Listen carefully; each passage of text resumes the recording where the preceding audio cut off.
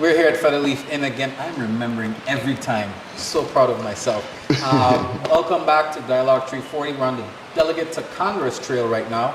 We have the wonderful Delia Smith with us. Thank you for joining us. Good afternoon. Thanks for the invitation. Thank you. So I'm going to let Daren kick us off so we don't lose time. So I wanted to ask to introduce yourself to the worldwide public.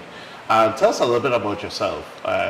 Who you are, where you were born, where did you grow up at? We want the virgins and the worldwide public to know.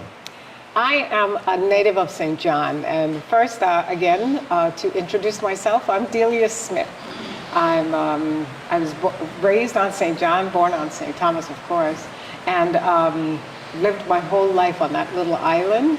A product of public schools, Julius Sparrow School on St. John, and then Udurkin High School on St. Thomas.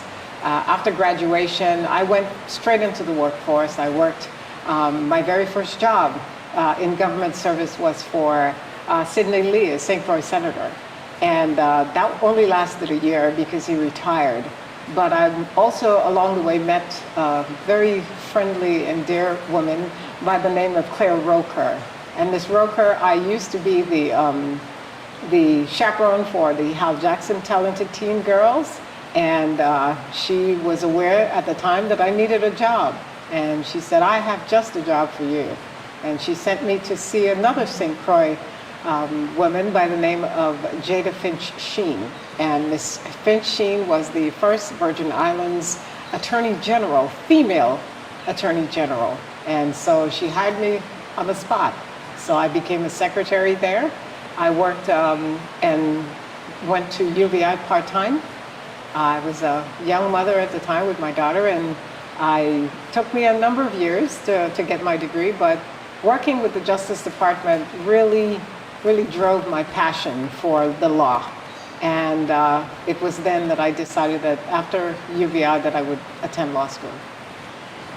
Wow, that's some really good stuff. Thank you. So one of the questions I've been asking of candidates, let's take their relatives out of the way, right? Because everybody's favorite is their parents and their grandparents, right?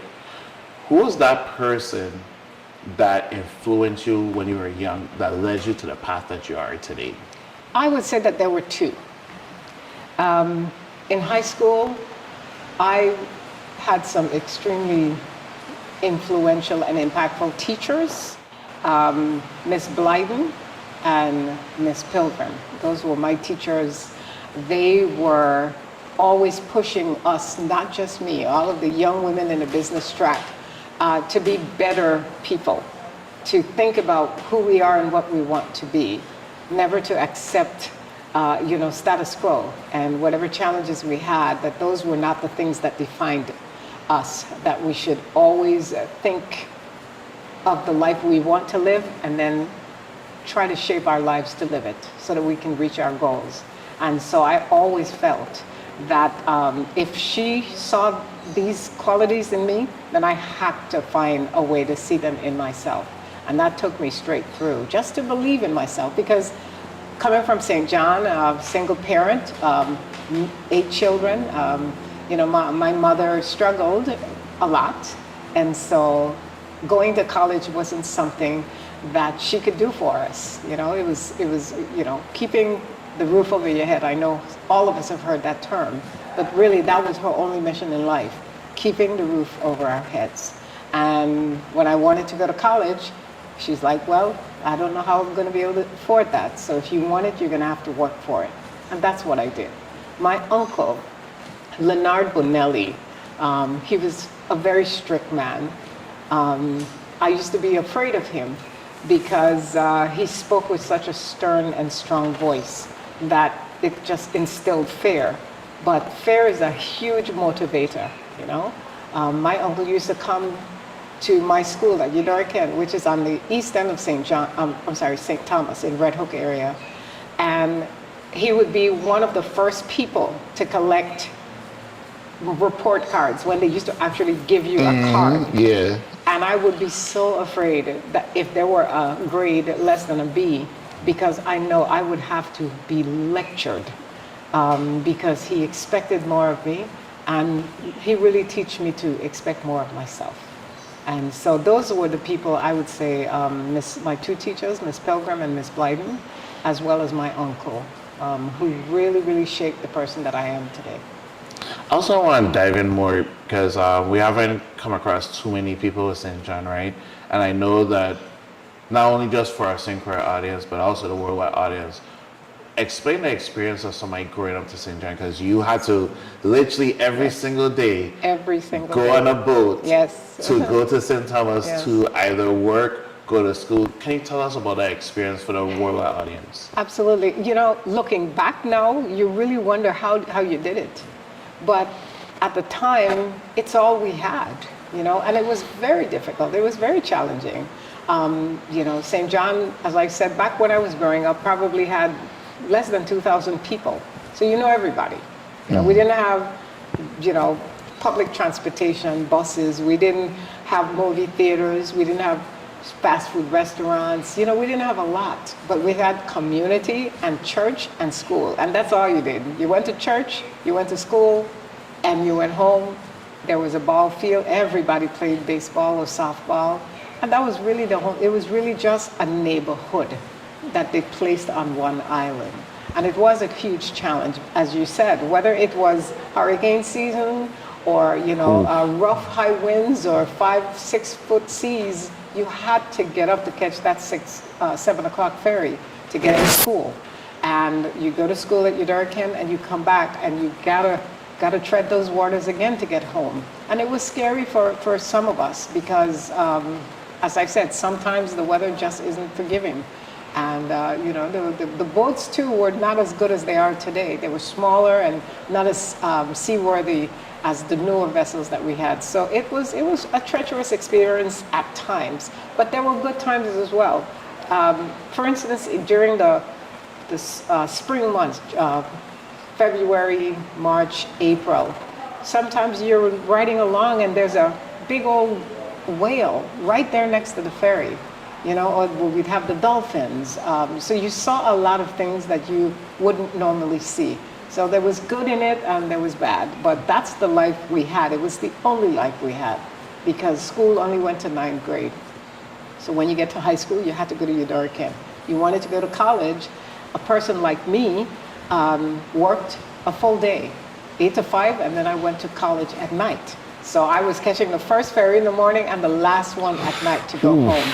To just get up and do it all over again. So that's like 6 a.m. to what time at night?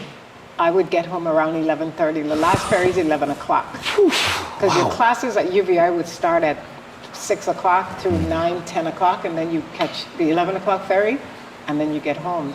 Get up, do it again the next day. Yeah. I'll pass on to you, Chalana. Yeah, I know it was a little controversial. So how do you feel about the situation where our community had to really go through this thrilling tension of wanting a new school on St. John, and some say it was a good idea because some of the experiences that you had, and then other people didn't want some of our own landmarks to be provided as sort of a swap. How do you feel about that, and a little bit about that tension from a St. Julian itself? I tend to look at the glass half full. Okay. And anybody in my position would want more for my island. And the idea of kids not having to take a ferry twice a day, it's invaluable. So the opportunity to expand our school system, not to mention that the location of the current school it's far from ideal. It's in a high traffic area, it's dusty, you know, kids need to be in an environment that's conducive to learning. Something that is tranquil, something that is welcoming, you know. And so, you know, there's a lot of, as you said, tension is the word, because the national park and the government did swap land in order to build and construct the new school. And, you know, as I said before, I try to look at things half full as opposed to half empty. And I realized that, you know, the national park owns 2/3 of St. John. That has been a sore spot for St. Johnians like me because we are 19 square miles. And when you talk about 2/3 of anything, that's an overwhelming majority. So there are tensions based on the lack of land and expansion, and another generation to come may not be able to live on St. John unless they have a relative that already owns property on St. John that they can inherit. So it's that bad, you know? So my heart gives for that. But when we talk about expansion and having for my St. John community the resources that we have never had, I am willing to make those sacrifices. Now, when we talk about resources, like I really love that we have a candidate from St. John, right? And that we actually have the opportunity to experience you. Would you feel offended if I talked to you about like what you could do in your professionality to provide more comfort and strategic pooling of money to assist people who want to remain St. Johnnians and have a legacy of living there? Do you have a plan specific, if you become the Congresswoman, to shed light or provide economic support to St. Johnnians? One thing about St. John, we don't have what they call slow season. Okay. St. John thrives with tourism. It's high season, January to December. So, you know, I think our issue isn't our economy on St. John. Our issue is resources. I have a family member who lost a father just last week. And for the first time, I learned that when a person dies at home, usually the coroner would come and collect the body. Well, because you're on St. John and we don't have a coroner, that person has to wait until the next day to be collected by the coroner. So the tragedy of losing a loved one is magnified by the fact that they have to stay on site in the home for hours until the next day when the coroner can take a barge with his truck and come and collect the body. That is absolute insanity. It's cruelty. So is it like a policy? So it's not necessarily funny that we don't have the capacity to do it. Is it that policies are there and it's not being implemented? One of the problems we have, St. Thomas, St. John is a district. Okay? So you have a district, it's St. Croix. There are only two districts in the Virgin Islands, St. Croix and then St. Thomas, St. John. We are always lumped with St. Thomas. So when there are projections as to what the district needs, it is not exclusive. We are not excluded as from the St. Thomas. Everything is lumped together. We don't have a hospital facility. We don't have, our clinic has been closed because it's under repair and has been under repair. A woman who needs to have a baby has to, in labor, has to take a boat to get to east end of St. Thomas, where the Red Hook Ferry Terminal is. And then the ambulance, that's where the ambulance meets a St. Johnian who's in pain, who is having a heart attack, who is having a medical crisis. And so you can rest assured that whatever power I would have as a delegate to Congress, that I would seek to separate the funding so that St. John can have its own resources. It's been too long and we deserve more. Thank you, Chalana, for that one. Ms. Smith. Yes. We don't throw stone and hide hand in the Virgin Islands. Okay. You've published, I believe, 2 op-eds. One speaking to what the Virgin Islands needs in a delegate to Congress position. Could you speak a little bit about your professional background and why you actually issued that op-ed? I believe strongly that diplomacy and advocacy, integrity and maturity are the qualities that I bring to this debate. And I know that I am extremely poised for this work because I've had 20 years of federal service. It has taught me to work under leadership, whether it's right or left. I was hired by a Republican president. I've worked for 2 Republican administrations since I was hired. And I also worked with 2 Democratic administrations.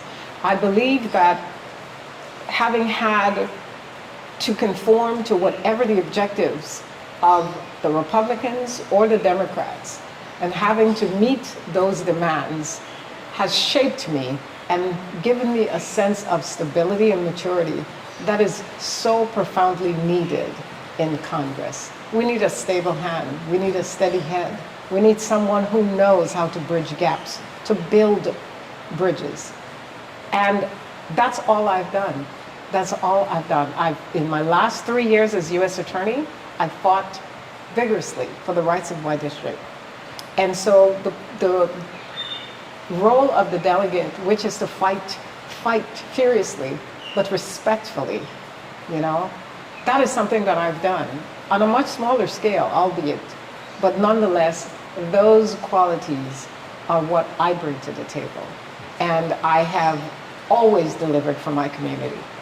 Can we speak to the technical aspects about being a delegate? Because you're dealing with not local legislation, what might be a couple, dozen pages or hundreds of pages. You're dealing with federal legislation and policies that can be very voluminous, hundreds of pages to thousands of pages. Do you think your technical skill sets makes you prepared for that role as well? Absolutely. If you currently were to review, you'd find that there's 179 lawyers in the House of Representatives. That's not by accident. 41 of those are prior U.S. attorneys or attorneys general. And so that too lends to how successful one can be in the House of Representatives. If it's legislation is based on laws.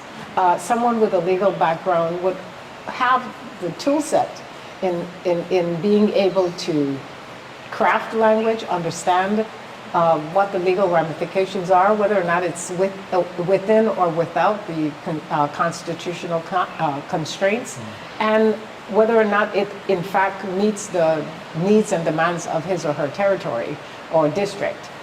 So having a legal background is a very sharp tool that one can use in being able to be an effective representative. Given what happens in Congress, laws are made. Okay, and before I turn it over to my co-host, why did you write the op-eds? Why do you think it was necessary to publish your opinions? Because I've heard so many times, like you said, one of the questions previously was, well, who is this Delia Smith, and you cannot have a bigger or broader audience than to write to your public. I wrote those things because the first one was regarding whether or not there's a requirement to register with the Lobbying Disclosure Act. And, that's what I do. I enforce laws. And so there's been a lot of talk about qualifications and who's been on the Hill and who's ready. And that may all be perfectly well, but two things can't be true at the same time. If one is in fact as qualified from having had this career of lobbying, then there's a requirement that the law has that you must register. And if you haven't registered, then you're in violation of that laws. And so that was just a question that I posed because being a law enforcement officer myself, that became an issue that I was concerned about. And as to the second op-ed, or the second piece that I wrote, I felt compelled to write it because I'm addressing the repeated question that I get as to who is Delia Smith and why she's in this race and what qualifies her for doing so. And so that's why I wrote those, so that I can in fact introduce myself on a different level. I mean, I campaign every day, I'm doing something, physical every day to send my message. But again, you had an opportunity to read that, so I think I was successful in reaching the audience, a much broader audience, and putting my case on the table. And that's definitely. And as you said, you've been canvassing and campaigning. I'll open it up to both of you. What have you seen, and what are some of the concerns in the territory? Oh my God, it's overwhelming. It's humbling and overwhelming all at the same time. We're in such dire straits at this point. People don't even know which thing to complain of. They don't know. They're so driven by frustration, by fear, they're just simply unhappy. And, of course, the issues are obvious, but usually somebody gets to deal with one or two issues at a time. We're dealing with a multitude of issues, and so I find that the most important aspect of campaigning is listening. It's simply just giving somebody an opportunity to be heard because they feel like they're not being heard, that their needs are not being addressed. And if I can listen to someone, that informs me of what people are experiencing and how best I can serve them and how I can address them. But no, I particularly like campaigning in St. Croix. I get to eat chicken shack every time I come here. and my friend Sandra can tell you that, that as soon as I got here, I got my chicken special. I have chicken special with my Johnny cake. I know there's some crack in those Johnny cakes. Yes. Okay? Because they are so addictive and delicious. But they are. You're the policy maker. You don't hold up to that. Yes. And she knows drug cases. So she knows But all jokes aside, I enjoy the St. Croix population. One thing I can tell you about St. Croix is you're going to really have to work for, We're a hard audience. Yes, you're going to work for it. What's hard about us? Well, because you don't take stuff. Okay. You don't take stuff. That's You got to hear that. you're real. You don't half step. If you come in and you want my vote, tell me why I should give it to you. That's what's in. But the difference, however, is when you have captured that crucial vote, it's not like St. Thomas where they'll say, yeah, Delia, I know you for years, I got your back. Here, they have your back. You know why?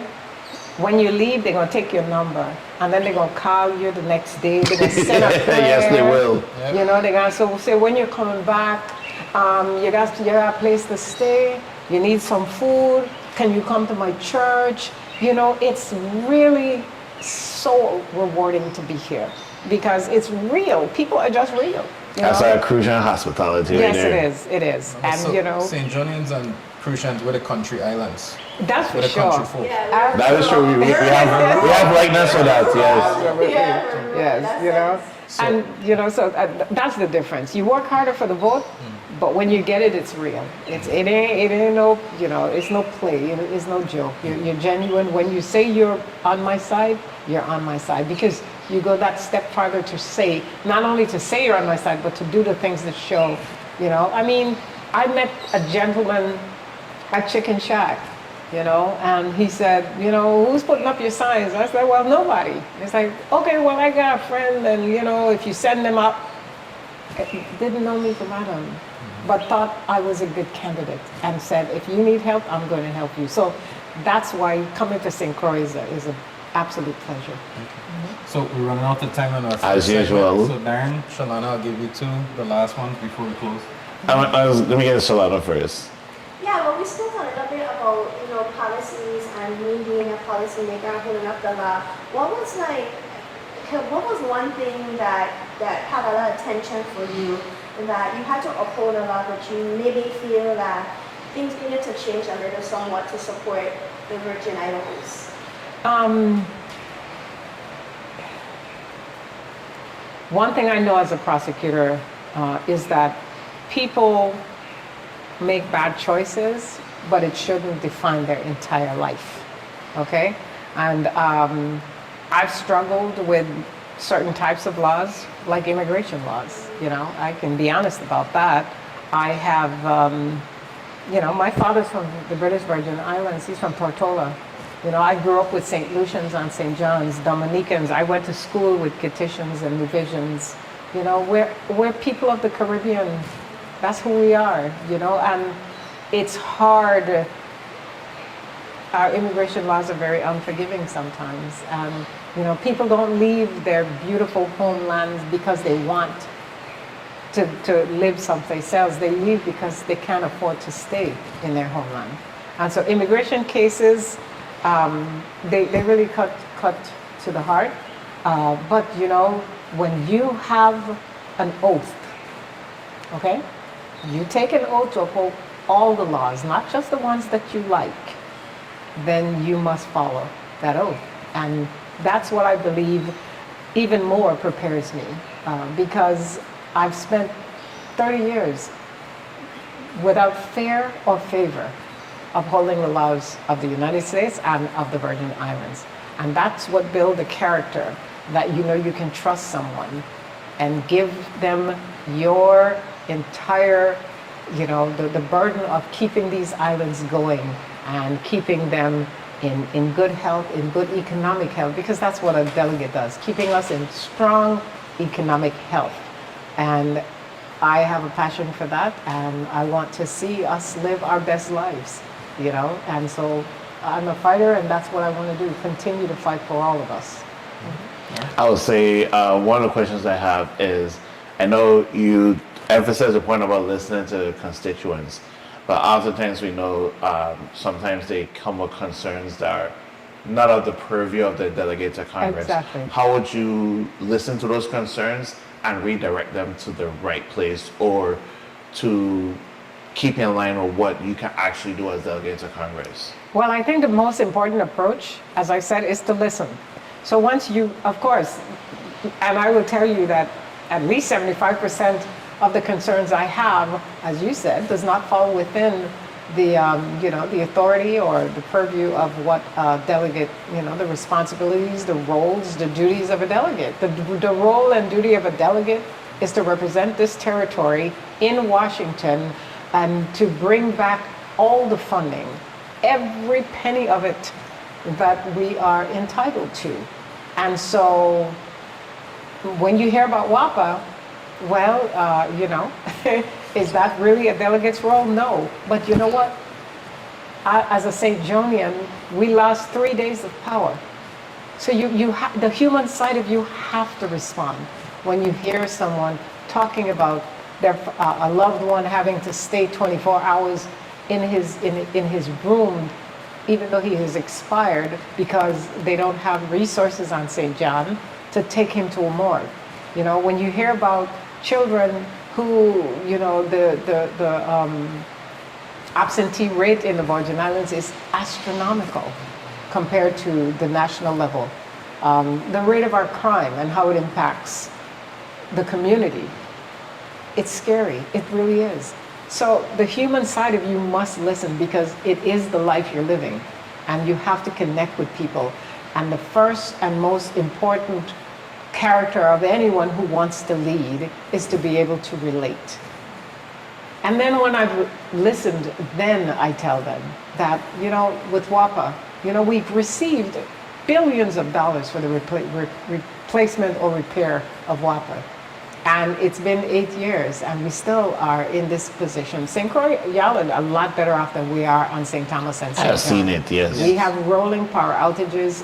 It doesn't end, because the facility that we have simply does not generate enough power for the demand.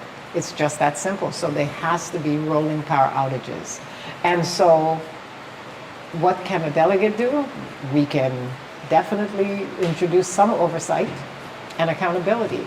There are many federal agencies that are available that would help us to implement a system that is in fact best for our territory. And so resources, that's what I would do to help WAPA and guide them in the position that they need to be in, which is better, completely better, so that we are living the life that we deserve to live. When I hear about the healthcare issues, again, it's all about funding. We have a Medicaid cap that other states don't have. We're capped at $14 million. We have a sick community, an older community, because the younger people are leaving. Yes. So what is $14 million for sick people? It's not enough. And after that, then the local government has to find the funding. And the local government doesn't have the funding. So that's what I can do in Washington. Petition and appeal for the cap to be either increased or removed entirely, like other states do. Other states don't have that cap. We need to have that same type of treatment. When we talk about education, we have schools on St. Thomas that are still in modular buildings, and on St. John's, still operating out of modular buildings for 8 years. 8 years. And so, now they're becoming mold infested, children are becoming sick. We have a shortage of teachers. What can a person, so you listen and so you learn that those are the problems. And then, you have to figure, well, education. Again, we have funding, but there's still so much more that we can do as far as recruitment, incentives for teachers to bring them to the territory. We did that in the federal government. Not because we're lawyers and it's the federal government, we mean we can find skilled lawyers who want to come to the territory, so we have to pay them to come. And we have to start thinking like that. Give people an incentive for coming. But before they get here, they have to have a reason to be here. Because when they come and things aren't right, they're gonna leave. We have to fix our infrastructure. Make it comfortable for people to live in our territory. I think tension is the name of the game today, because our delegate talked about bringing money home, but after she does her job, it wasn't trickling down to the people. Right. And I think maybe some people have argued that she stepped out of her bounds to hold executive branch accountable, and there has been tension here. Right. How do you think you see yourself fighting for resources and then possibly experiencing the same thing? Like, how do you work with whoever is elected as governor to make sure that they are accountable to their commissioners and directors and so forth? Again, it's not in the description of a delegate, but I think it's sort of becoming like the unsaid thing that you might have to end up doing. It's an imperative that the bodies work together, and you're right. One thing I've learned working for the federal government is there's always a system of accountability. Every quarter you have an evaluation, and they want to see what you've done and how you've done it. And what you've done and how you've done it will determine how successful you are in this job. And so that's a system of accountability is all I know. And yes, it can be a bit, it can be a bit cantankerous. Nobody wants to be told and what to do. It is the executive and it is the legislative, and this is, people want you to stay in your lane. But it's the approach. I really believe it's the approach. How you approach people, and what if they know that the goal isn't to make them look bad. Accountability keeps everyone on the right page, at the right pace. So it's really in the approach. And if you're not doing it for the wrong reasons, the gotchas, but it's just to say, I care, and we should all have the same objectives. We should work together. If I have to fight for this money, I should be able to work with you to make sure that we can facilitate the smooth operation and dissemination of these funds for their intended purpose. And I don't know why that has to be, an antagonistic situation, but I don't see myself as an antagonistic person. That may not save me, but it won't stop me from trying. And one thing about the executive and the delegate to Congress, we all have territorial, everybody has to vote for us. So we have the broadest audience there is. St. Croix, St. Thomas, St. John. And one thing I'm going to make sure that I do if I am the delegate is to keep my public very informed of whatever funding comes here. So it's not just going to be me, or you're not going to have to read it in a newspaper. You will know when that money gets here. You will know how much it is, when it should be used, how it should be used, and where it should go. And so if you have the whole community on your side, then you're not fighting a battle. It's no tug of war. It's the entire community. And I think that that's what's missing, or should be implemented in the delegate's role. How are we going to put metrics on that? Like, is it a platform like is it? Because we know we have like newsletters, but they're town halls. Absolutely, town halls. Just give me an excuse to eat more chicken shop. on You that know? one. So we're gonna have this is part one. We're gonna have part two because we run out of time again. As usual. Oh. So thank you once again. This Ms. has Smith. been a pleasure. Oh, we ain't done yet. We're Oh, coming back. okay. Dialogue 340.